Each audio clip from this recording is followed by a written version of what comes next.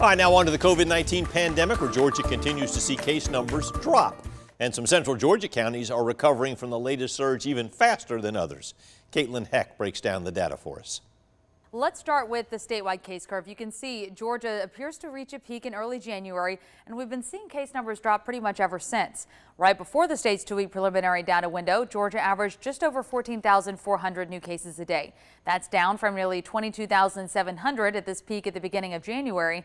Now, while case numbers are improving, they're still higher than during the surge last August, when the state topped out at 10,000 new cases a day, and last January when Georgia reached more than 11,000 new cases a day after the holiday surge. In central Georgia, Bibb County cut its average case count nearly in half already.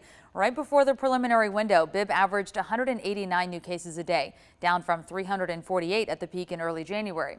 Bibb now falls below the peak last August at 208 new cases a day, but slightly above the high point last January at 164. Houston County has not seen as big of a drop in cases. Right before the preliminary window, Houston averaged 328 new cases a day. That's down from 378 at the peak earlier in the month.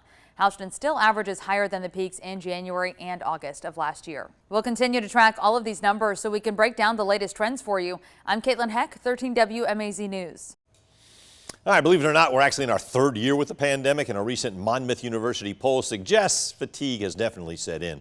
70% of Americans polled agreed with the following statement: "It's time we accept COVID is here to stay, and we just need to get on with our lives." Those responses came from the third week of January, when cases were at the highest level on record.